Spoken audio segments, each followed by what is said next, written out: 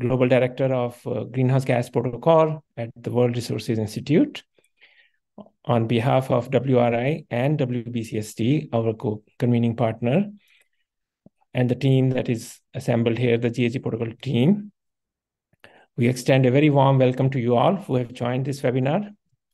This is our third webinar in the series that we started a few months back after completing the survey process.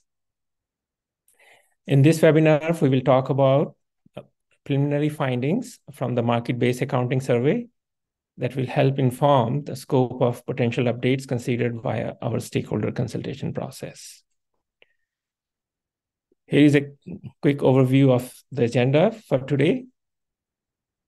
After I complete the introduction, I will hand it over to Michael McRae, my colleague here and Senior Manager of Scope 2 Work Program. He will start us off with background and context on the work ahead of us, followed by high-level observations emerging from stakeholder feedback. Then Kevin Kirkle, who is leading the market-based accounting survey work here, will cover the rest of the presentation, focusing on what we have learned so far from the survey responses and proposals. Then Michael and I will wrap it up at the end, sharing next steps for engagement, and if time permits, we can share responses to questions submitted from audience members. Next slide, please.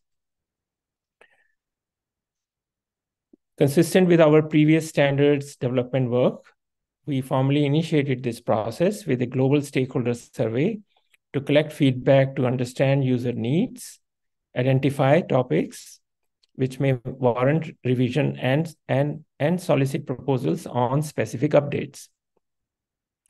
Between November 2022 and March 2023, we collected around 1,500 survey submissions and 230 proposals.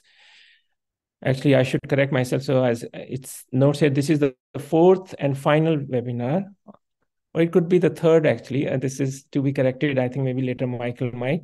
I think we did one on Scope 2, one on corporate standard, and Scope 3 together. Second, and this is the third and final webinar to conclude our top-line findings from the surveys we conducted and concluded in March this year. The 4 surveys we covered were on the corporate standards, Scope 2 guidance, Scope 3 standards and calculation guidance, and this survey on market-based approaches. Stakeholders also had an opportunity to submit proposals. Many of you provided responses, excellent responses. Thanks to you all. We truly appreciate the detailed responses we received. There's a lot of guidance and a lot of very, very good ideas that we are still going through and to further, I think, leverage during our stakeholder process, particularly the technical working group process. Now, if you missed our previous webinars, you can watch the webinar recordings and access the slides for the presentations at ghgprotocol.org website, as well as download a comprehensive Scope 2 summary that was published in July. We are currently working to complete the remaining detailed summary reports before the end of the year. Today's webinar is also being recorded, and both the recording and slides will be shared afterwards. Please also remember to subscribe to our newsletter if you haven't already done it. Next slide, please. Now, we are currently, I think, in this phase of developing work plans and forming governing bodies. This is a very important phase. Actually, it is the foundational phase of the whole work. Based on the survey feedback and proposals and our analysis, we are drafting work plans corresponding to the various work streams. Simultaneously, we are also finalizing plans for a revamped governance structure that will include new governing bodies to provide overall strategic direction and oversight of the standards update process. Many of you must be familiar with the GHG protocol's global multi-stakeholder process. In the last 20 plus years, we have successfully produced a number of standards based on a multi-stakeholder process. Generally speaking, we will carry forward the same principles and objectives that were embodied in our current multi-stakeholder process, also in the new setup. The new setup, the intention is that the There will be some permanent bodies, ongoing bodies. So the stakeholder process will continue at least in some form and shape.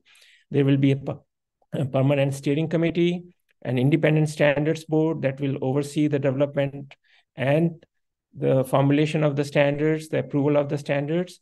There will be technical working groups, generally aligned with the various work streams like the corporate standards, scope 2, scope 3, and market-based approach, that will carry the main task of drafting the text of the standards. The GHG Protocol Secretariat will work very closely with all three of these groups to support them and make sure these new governing systems are rigorous, effective, and can make decisions in a much timelier manner. We are aiming to share more details on how these governing bodies will be structured and will operate in the coming weeks. This will include the terms of reference, the structure and balance of representation, and also the application process to join the various governing bodies. We are expecting that there will be a public call for nominations to the steering committee and independent standards board in a few weeks' time. We also anticipate to launch the technical working group process in early 2024. And with this new governance systems in place, we expect to complete the updates in 2 years with drafts for public review between 24 and 25 and final standards in 2025. Next slide, please. Now, I just wanted to share my perspective and reflection on the overall messages that I see are emerging, particularly from the market-based approach feedback that we are going to learn today, but also bringing some of the messages from other areas. I think, first of all, there is a significant interest across the surveys for enabling methods to account for and recognize the impact of mitigation actions. Clearly, I think there has been a concern that there has been some gap in enabling companies to account for mitigation impacts within the scopes and outside the scopes. Currently, most of the disclosure and target setting programs, they focus on inventory accounting that is within the scopes, but there is a role in place also for the accounting of mitigation impacts.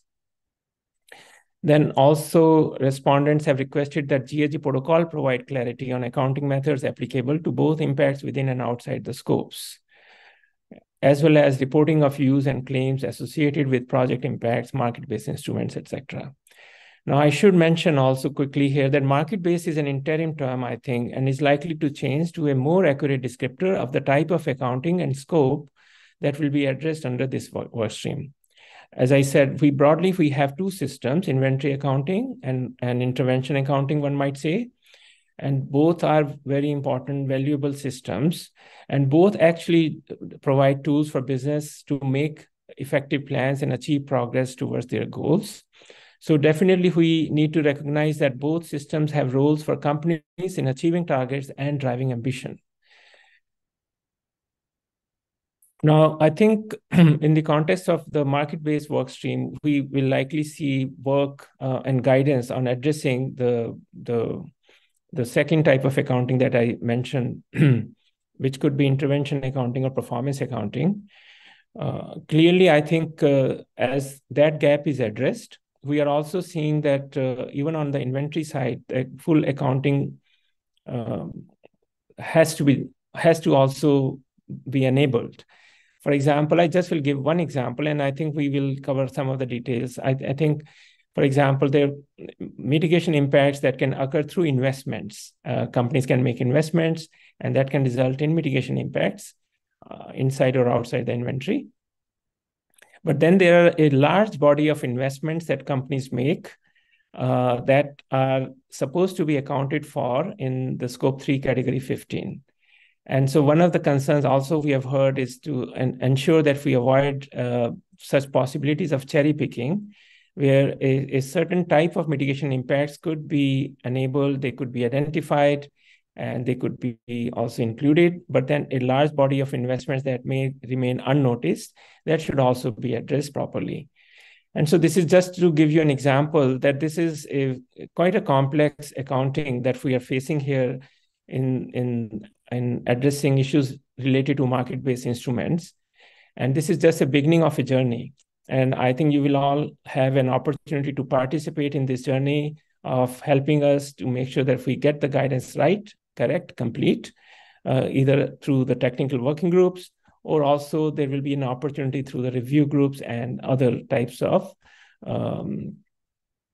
review feedback opportunities that we will provide during the course of the development of the guidance. So I know this may not be complete, but let me end my introductory remarks here and hand it over to my colleague Michael, who will walk us through some of the overall background to the GHG protocol and some reflections, and then Kevin will walk us through some of the details of the feedback we have heard from the stakeholders. Thank you very much. Wonderful. Thank you, Pankaj, so much. Good morning, good afternoon to everybody joining us from around the world. We have over 1,000 of us now on the webinar, and we're really excited to share these updates today. Let's continue, starting with a brief recap. Oh, sorry, next slide, please. Starting with a brief recap of what the GHG protocol is, its history, and an overview of the tools and resources it provides organizations. First, the GHG protocol is a co-convened initiative hosted by the World Business Council for Sustainable Development, WBCSD, and the World Resources Institute, WRI. The protocol's standards and guidance are the world's most widely used GHG accounting and reporting standards for organizations to measure, manage, and report their emissions, as well as track progress towards their GHG emission targets. In terms of its adoption, the protocol has become so ubiquitous that it now serves as the foundation of most greenhouse gas accounting guidance programs and target-setting initiatives. It is also used by climate rating agencies and investor reporting, as well as in carbon markets and increasingly in international policies and regulations. As Pankaj alluded to, this success is in no small part an outcome of how the GHG protocol has and will continue to develop its standards, namely through a comprehensive multi-stakeholder process inclusive of businesses, governments, academia, NGOs, civil society, and others. Next slide, please. To help give us context on this revision process, we'll start with a little bit of history. Following the Kyoto Protocol in 1997, WRI and WBCSD formed a partnership to develop the current corporate standard published in 2004 and the Project Protocol published in 2005. In the last 2 decades since the introduction of these standards, numerous additional standards have been published as shown across this timeline. There have also been significant transformations in the market, such as a massive increase in GHG inventory reporting, development of a growing number of mandatory climate disclosure regulations alongside the voluntary adoption of net zero targets. And throughout all of this, we can continue to benefit and learn from academic research on the outcomes of the standards use by thousands of organizations. To ensure the GHG protocol continues to effectively support and enable these developments, a process was started last year to understand what updates may benefit the corporate standard, the Scope 2 guidance, and the Scope 3 standard. The overall objectives of this revision process include outcomes that both enable appropriate harmonization and alignment with major disclosure initiatives, and to ensure that GHG protocol standards are effective in providing a rigorous and credible accounting foundation for organizations to plan, track, and report progress towards science-based net zero targets in line with the global 1.5 degrees Celsius target. Next slide, please. Let's spend just a moment on the basics of how the corporate standard does this with inventory accounting. Inventory accounting involves measuring and reporting GHG emissions and removals that occur across an organization's entire operations within a specific reporting period. It provides a comprehensive assessment of all the emission sources and sinks within the organization's boundaries, encompassing both direct emissions, Scope 1, and indirect emissions, Scope 2 and 3. Next slide, please. In addition to inventory accounting, the GHG protocol also provides standards for project accounting. Project accounting, also called intervention or impact accounting, focuses on measuring and reporting GHG emissions associated with specific activities, initiatives, or projects. It entails quantifying the emission reductions or removals or increases relative to a baseline that are directly attributable to these individual projects, often for the purpose of assessing their climate impact and evaluating their effectiveness in reducing total global emissions. Project accounting can provide a more granular view of all the emissions related to particular actions or interventions. Bringing these two methods, inventory and project accounting, bringing them together forms the basis for what the GHG Protocol standards have defined as a complete GHG emission report. Next slide, please. To help illustrate what this means, we can start with the core requirement shown here as the smallest nested circle in the upper center, reporting an inventory of emissions consistent with the GHG Protocol corporate standard, Scope 1, Scope 2, and Scope 3.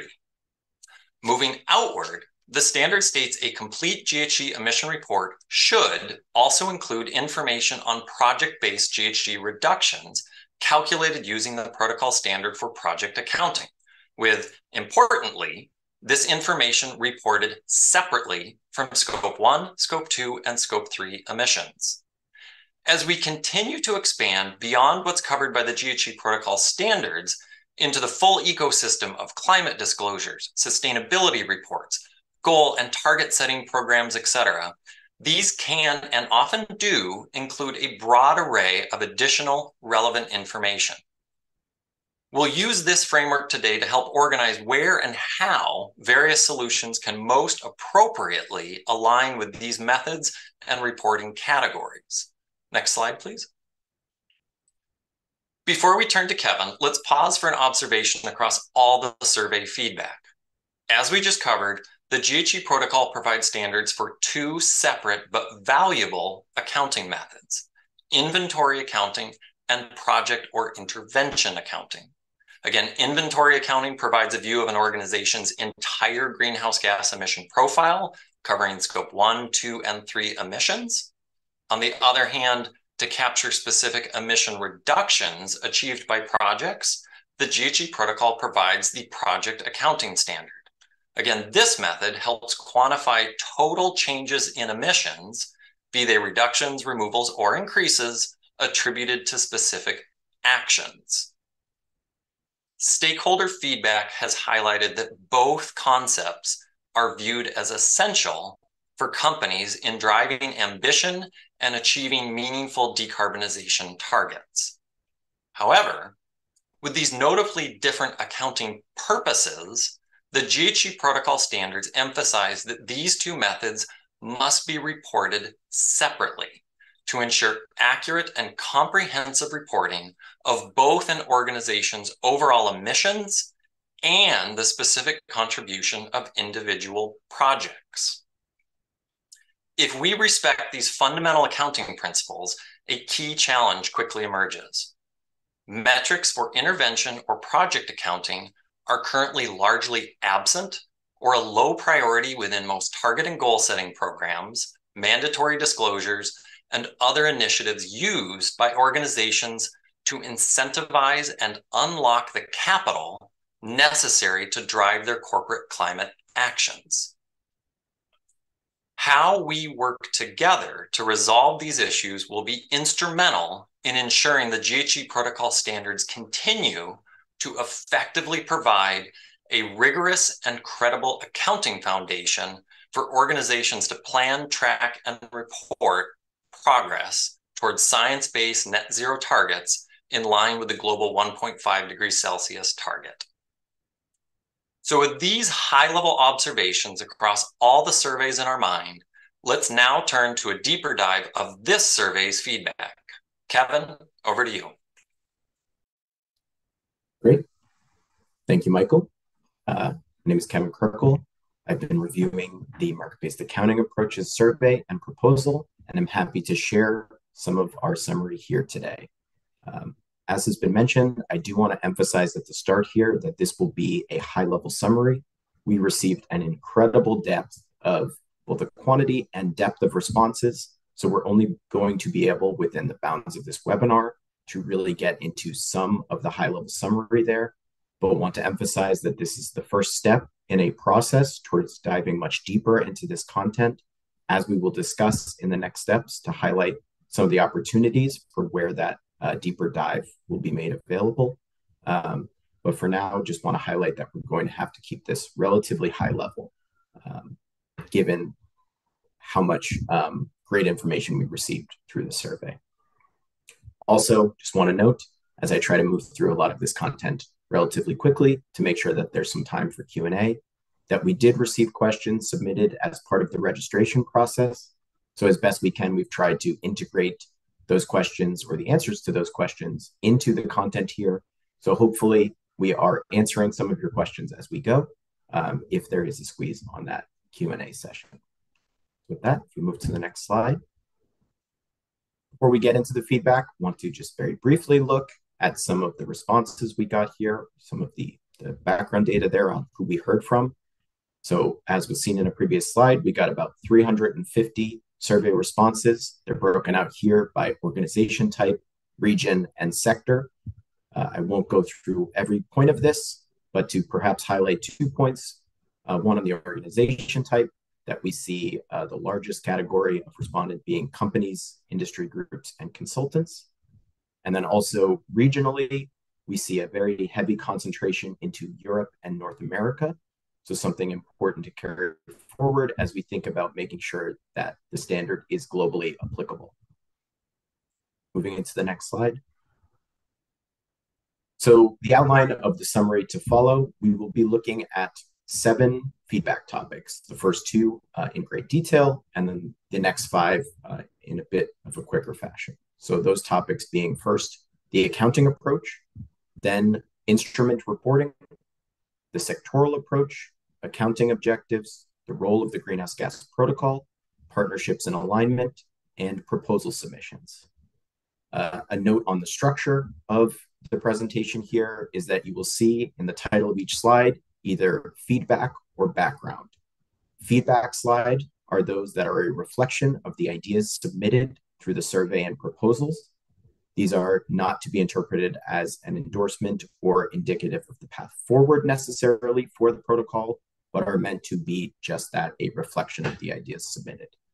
Whereas background slides are those with information from the survey memo and from GHG protocol standards that are used to contextualize the feedback. Next slide. One bit of background here as well that Pankaj and Michael have touched on a bit already is we want to be clear that within the context of the survey and the webinar, the term market-based accounting was used to broadly refer to 2 different accounting methodologies. Mechanisms designed to enable contractual traceability in a supply chain with limited physical traceability, most often for use in inventory accounting, as well as mechanisms designed to measure and establish the relationship of the emission reductions or removals associated with a project or intervention, including ownership, most often associated with project accounting.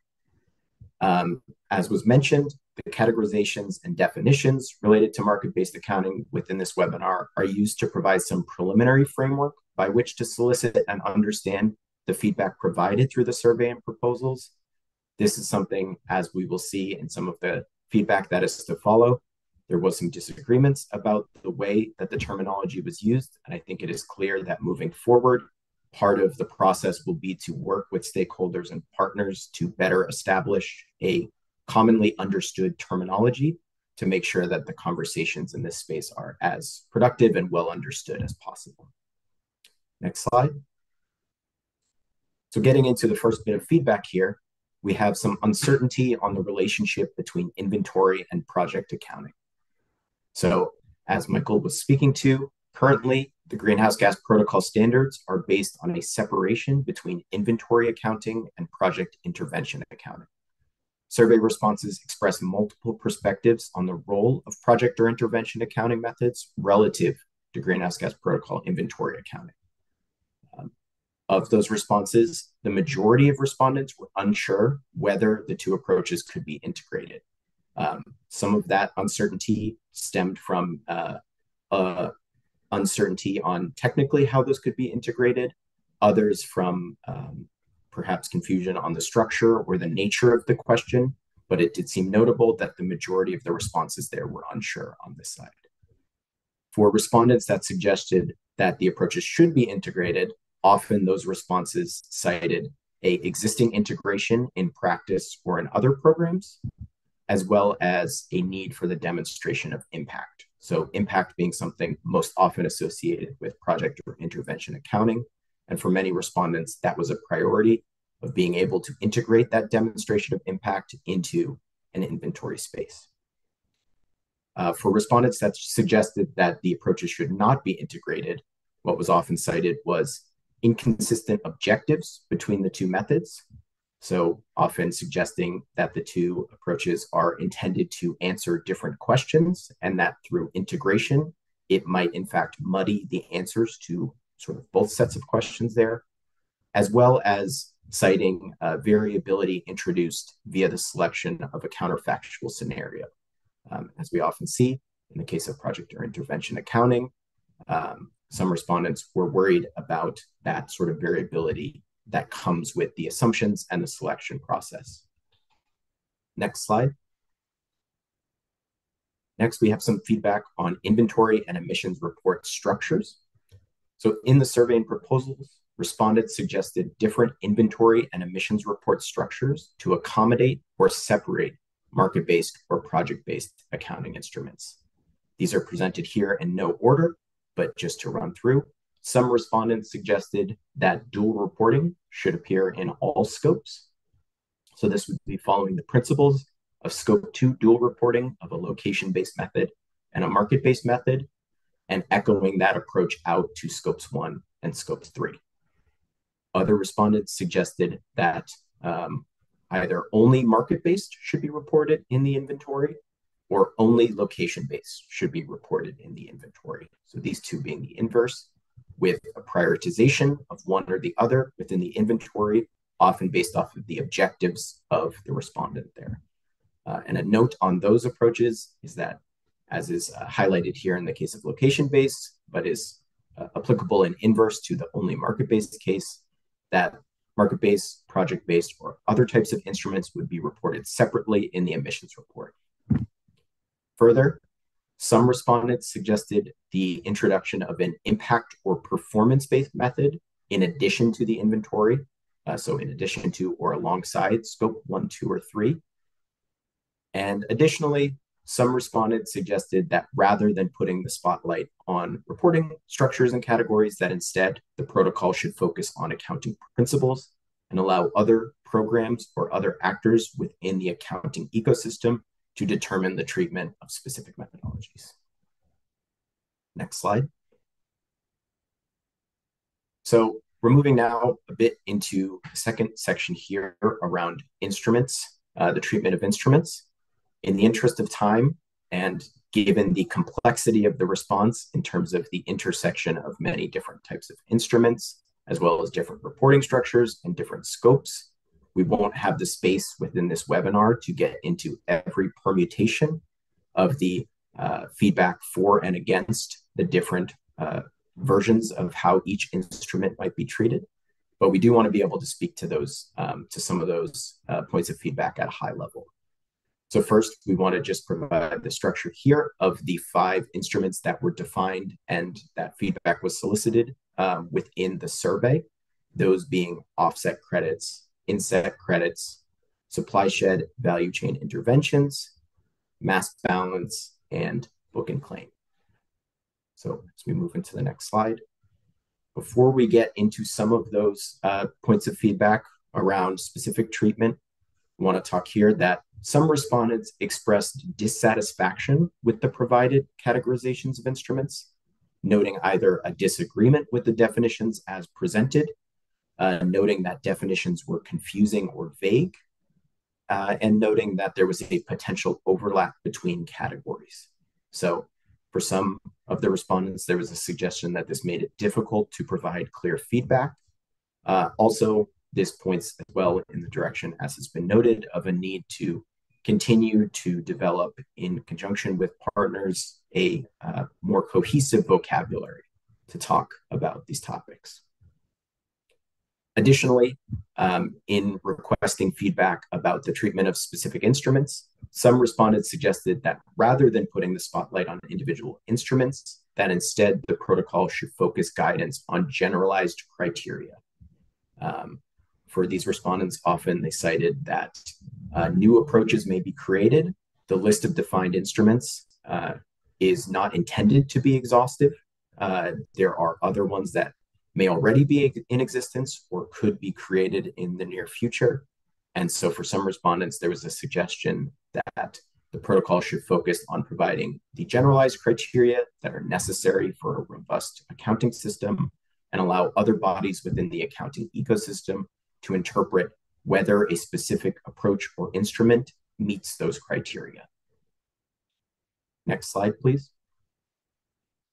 So, as mentioned, looking here at the potential for expanded use of market-based accounting within an inventory, much of the specific feedback for individual instruments was applied across instruments or applications. So we've compiled some of those broad points here to walk through. And as we talk about it next steps, there will be opportunities for getting into greater levels of depth here. But some of those high-level points in support of inclusion and exclusion of market instruments. First, on the inclusion side, respondents noted that a lack of reporting options hinders decarbonization investments.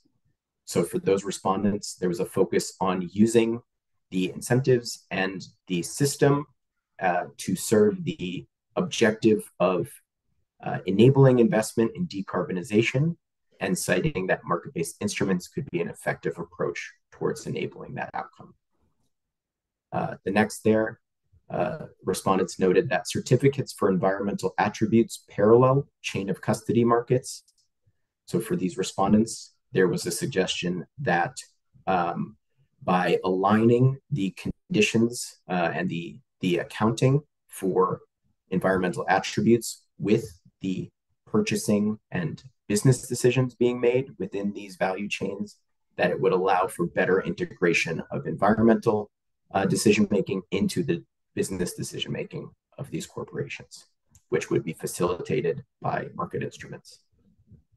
Third, we had a suggestion from respondents that co-investment through market-based mechanisms benefits supply sheds.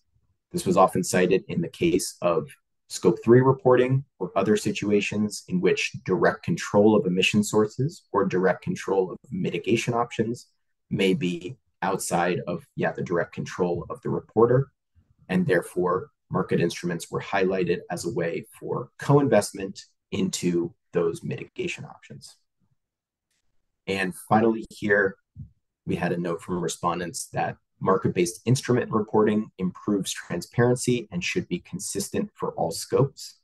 So the suggestion being that by adding additional categories or opportunities for reporting market-based instruments, this would speak to the Greenhouse Gas Protocol principles of transparency and consistency. Now, for respondents that supported excluding market instruments, some of the feedback that we heard there was that greenhouse gas inventory accounting should reflect physical emissions, both direct and from the value chain, and that further, market-based accounting may obscure the actual physical emissions. So for these respondents, there was a suggestion that transparency may actually be hindered via the introduction of reporting categories for market-based accounting. Next, we have the suggestion that reporting any additional categories would be overwhelming for many companies. So a commonly cited point within the feedback was that many companies are, especially for medium to smaller size companies, are already struggling in various ways to meet all of the reporting requirements. It is viewed as a very difficult process to gather all of the necessary data and resources. And there was a suggestion from some that adding in additional reporting requirements, additional categories, or additional methods could be overwhelming. Finally, there was a suggestion from some within some of the feedback that more research may be needed to understand the effectiveness of market-based instruments.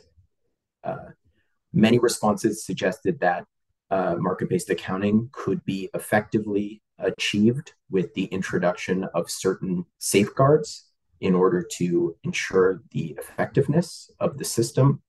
And for a subset of respondents, there was a suggestion that more research is needed to understand what the nature of those safeguards might need to be in order to ensure that effectiveness.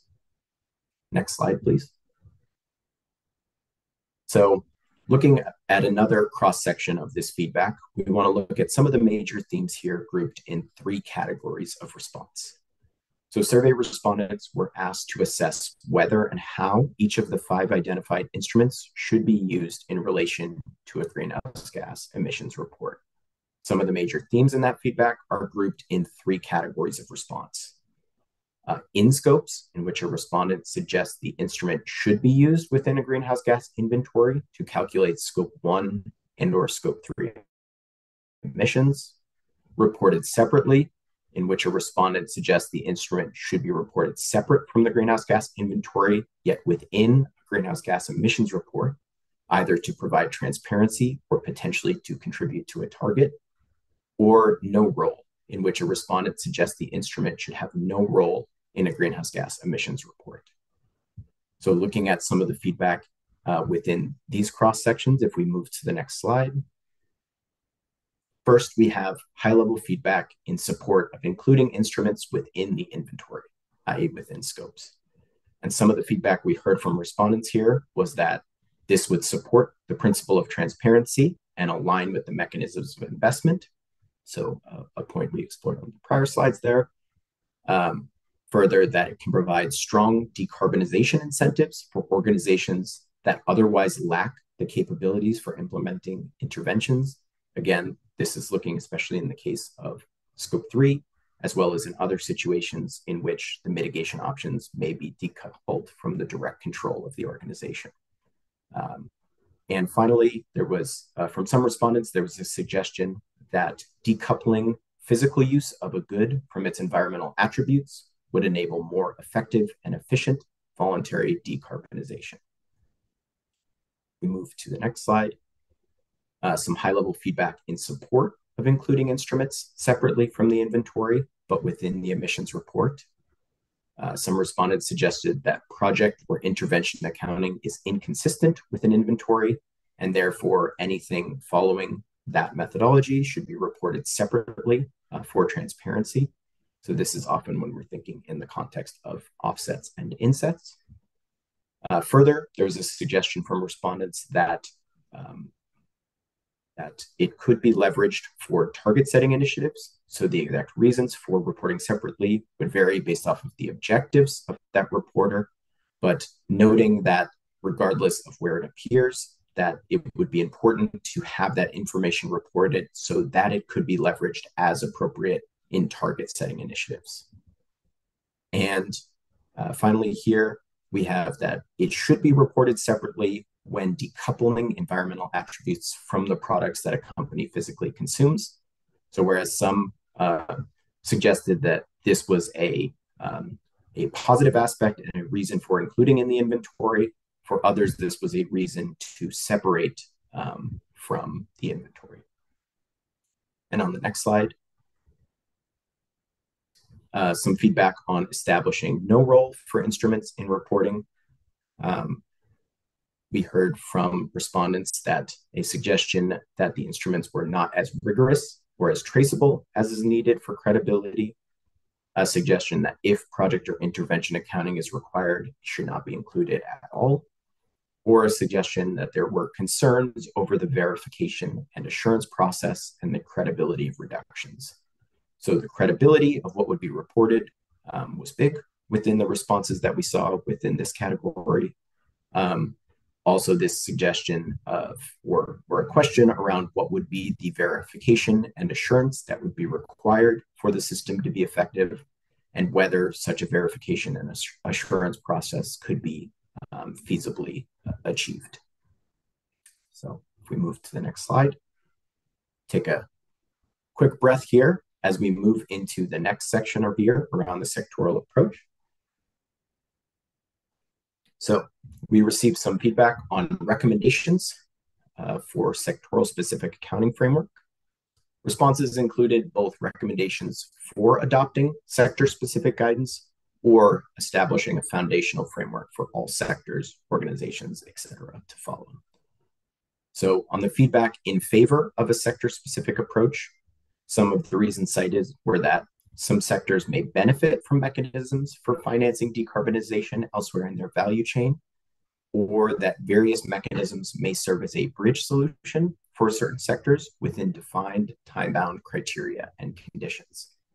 So essentially, both of these variations of the idea that it may be more applicable to certain sectors and should therefore be prioritized within those sectors, marketplaces, or reporting conditions.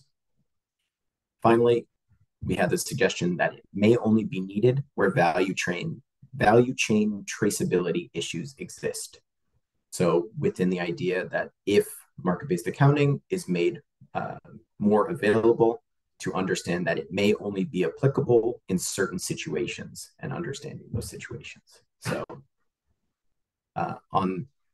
in favor of uniform approach, we heard from some respondents that accounting practices should be universally applicable and that introducing case-by-case variation may cause confusion. Additionally, some respondents suggested that the GHG protocol should prioritize consistency, but that variation could be introduced via sector-specific guidance, either built on top of a uniform approach within the protocol and perhaps through externally developed or a program like the Built on GHG Protocol service in order to combine a modular approach to sector-specific guidance. Next slide. Some feedback on stakeholder perspectives varying on accounting objectives. So evaluating any changes to reporting structures or instrument treatment will require assessing alignment and potential conflicts between accounting objectives. So something that came through within the feedback is that different stakeholders, whether they be reporters or others within the ecosystem, basically any stakeholder that would be interacting with an inventory or other emissions reports, have different motivations, different objectives in what they hope to achieve from interacting with the accounting ecosystem. And so understanding what is the full list of those objectives and understanding which objectives can be reasonably achieved by the greenhouse gas protocol, which might be best achieved by other partners within the accounting ecosystem, as well as, if necessary, understanding trade-offs between objectives as we look at different changes that may be made to the structures is going to be an important part of the conversation moving forward as we move into this stakeholder process. So there's a lot of words on this slide. I won't read through them all, but just to cover some of those objectives at the top level bullets, some of the objectives highlighted within the feedback were enhancing emissions accounting and incentivizing investments, establishing greenhouse gas inventory's purpose as exclusively physical accounting of emissions and removals, and enabling comparability and alignment. So again, to be clear, this is coming from the feedback, and this will certainly be something to explore in more depth as we move forward in the stakeholder process. Next slide. Next, we have some feedback on the potential role of the greenhouse gas protocol relative to other programs. So respondents suggested that the greenhouse gas protocol should provide guidance to reduce confusion amongst accounting practitioners. This was identified as a high priority and was fairly common throughout the responses we got, is that there is a drive for the protocol to be involved in some capacity in reducing confusion and providing guidance within this space. Now, the degree of guidance ranged from simply defining terminology and establishing a clear set of definitions up to comprehensive oversight and endorsement of external reporting, target setting, and/or disclosure programs. So the degree to which the protocol is integrated in this is something as well to be explored moving forward. But I think a clear message to come through this is that there is an appetite for some level of involvement and for some level of guidance to reduce confusion. amongst practitioners. Additionally, looking at the role of the protocol, another message to come through loud and clear from the feedback is that there is a desire for alignment of guidance within the greenhouse gas accounting ecosystem, such as with SBTI, as well as with other partners. This was a common priority amongst respondents and something certainly that we will be looking to, where possible, enable that alignment and preventing, as was highlighted by some respondents, trying to prevent wherever possible the necessity of multiple bookkeeping in order to align with the accounting requirements of different programs, systems, regulations, etc. So moving to the next slide. Building on that point, something to come through from the feedback was that success requires partnerships and alignment. So many respondents noted that successfully resolving these issues requires collaborations between the Greenhouse Gas Protocol and other programs, disclosure initiatives, etc. On this point, establishing an accounting ecosystem that allows corporations to construct a robust inventory, recognize the impact of actions, and where possible, deliver incentives for climate positive actions requires coordination with partners such as target setting and disclosure programs, voluntary carbon market initiatives, governments and regulators, programs administrators, assurance providers, and others. So as mentioned, this will be a key part. Of course, the protocol is always run as a stakeholder-driven process, so there will be collaboration, of course, but certainly within this space, there is a need for great alignment across the accounting ecosystem to make sure that these objectives, incentives, and practices are being well aligned and well understood. Next slide, please. The final point here, much of the previous slides have been focused on feedback from the survey. There was also, through this process, proposals submitted from stakeholders about how to approach some of these topics. In the interest of time, I will not go through these all. These are just a sample of some of what we've seen. I will note for attendance that these proposals are made available on the Greenhouse Gas Protocol website. You may review those at your own leisure. There's a lot of good information there, and these are certainly something that will be carried forward into the stakeholder process. Next slide, please. And with that, I will pass it back to my colleague Michael to talk about next steps and to lead the Q&A. Thank you. Thank you, Kevin. Next slide, please. So as we've already touched on, and to try and make sure we have appropriate time for questions and answer, really just want to hit the high notes here that we are still in the process of developing draft work plans and forming our governance bodies, as Pankaj described at the beginning of the call.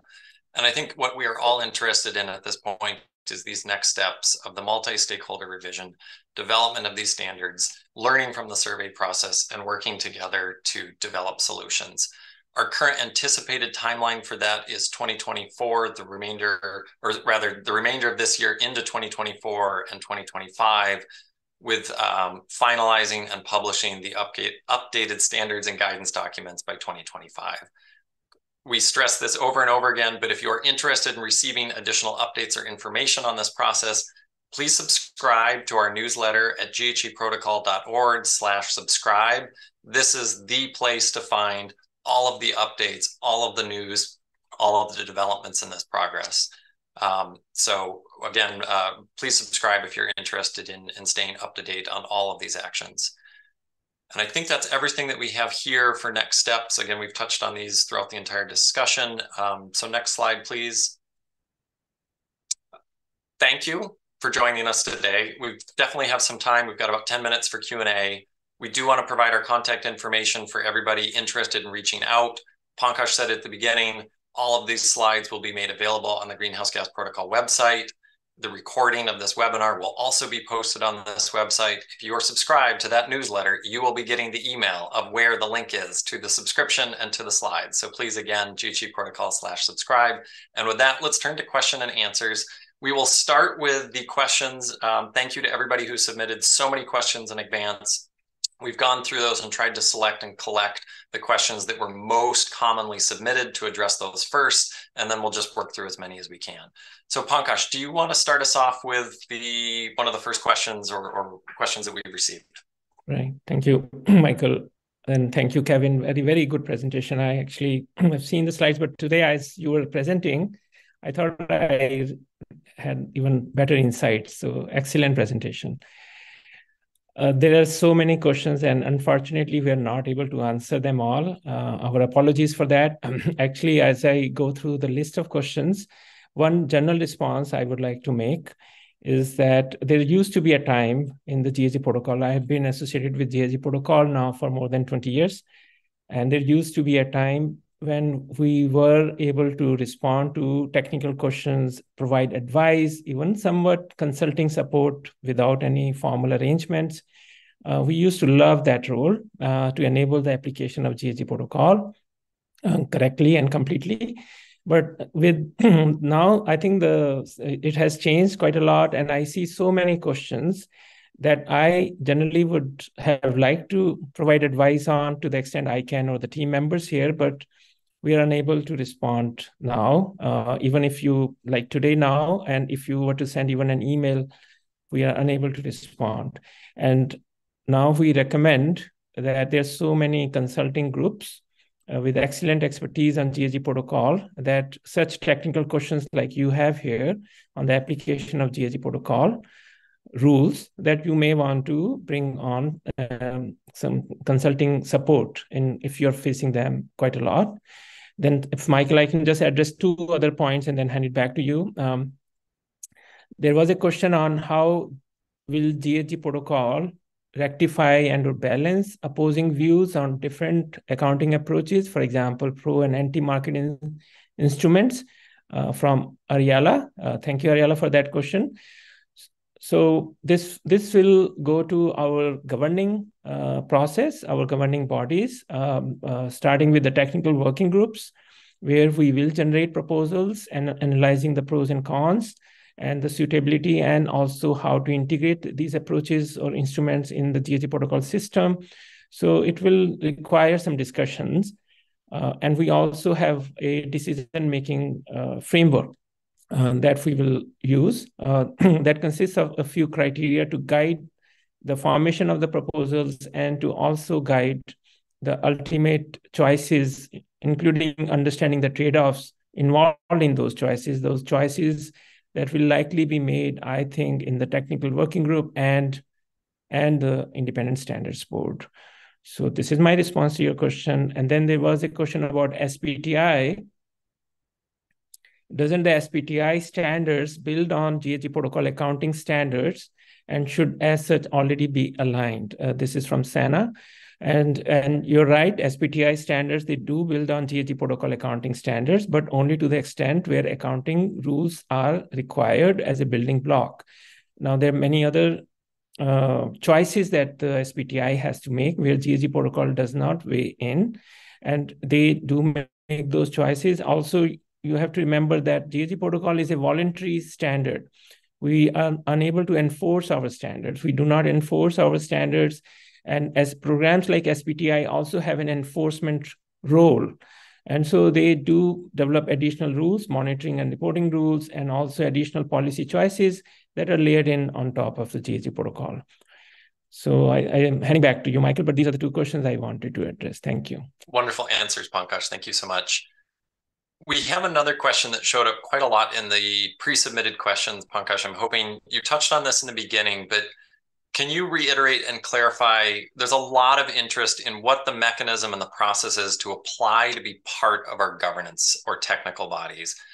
You mentioned the timetable at the beginning, but could you just recap what is our current thinking for how that process is anticipated to play out? Right. So we will, as I said, we will have an open application process for the steering committee and also for the independent standards board.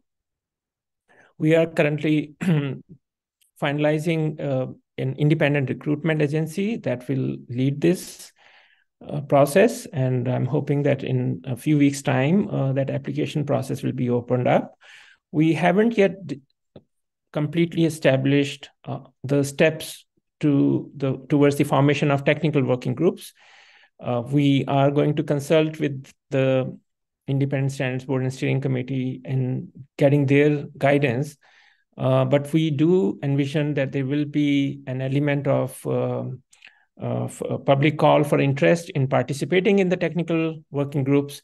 And also there will be information shared on what criteria that we would like to follow, what are the expertise areas that we would like to address, and what are some, like Kyla mentioned earlier, diversity criteria that we would like to follow. So it is not yet fully set in place about the technical working groups, but we will come back on that also soon. Thank you. Wonderful, Pankaj. One of the next questions we got a lot of, and the specific one here was, how will this interact with accounting approaches affecting existing mechanisms in Scope 2? This really generalizes to how all of the different work streams will interact, but a lot of interest in, we have this market-based accounting survey, the summary feedback process here. How will all of these different work streams work together? And I think the important message that we can emphasize is that findings that Kevin walked us through today, as well as what Steve and Alexander walked through in the previous webinar, Kyla and myself in the Scope 2 webinar, all of these will be considered holistically across the scopes. And we are in the process of developing detailed draft work plans for consultation with the Independent Standards Board that Pankaj has talked about, as well as with the technical working groups as we get into all of this process next year. So we want to emphasize the holistic nature of this. We are certainly very well aware of how cross-connected and interactive all of these questions are across the corporate standard and all of the other GHG protocol standards and guidance documents. So it's top of our minds as well, and it's something that we're thinking a lot of and looking forward to working with everybody on to make sure that we all collectively do the best possible job that we can. Kevin, there's a question that I'm hoping you can share some information on. We have, what is the current guidance on market-based accounting for RNG, renewable natural gas? For companies that want to procure this, how should they proceed? What is the current standard for biomethane/biomass in Scope 1? Yeah, thank you. In short, I would direct those interested to our interim update that is available on our website. I think we can post a link to that update. This was a topic that was considered as part of the land sector and removals guidance process that is still underway. The update provides some history on how that was approached, as well as the current status. But in short, that is a topic that will be largely moved forward into this future stakeholder process related to market-based accounting.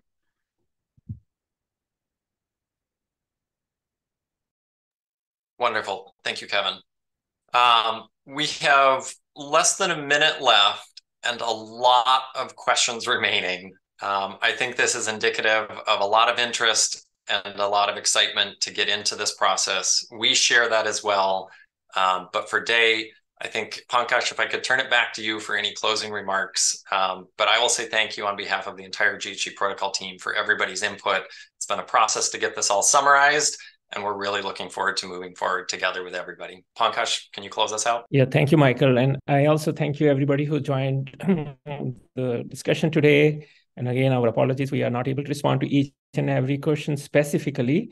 But I do want to make a point that, as I said in the beginning, it's a journey that I think your participation is essential. Only with our collective engagement and contribution that I think we will be successful to achieve the right outcome. And I think your active participation is what we welcome very much. This is a phase between now that the webinars have been completed, summaries will be shared, some have been already shared. And between this phase now and the setup of technical working group, where a lot of informal discussions are taking place. It is like collection of all the right materials that we will then feed into the technical working group process. A lot of clarity and understanding is being created right now.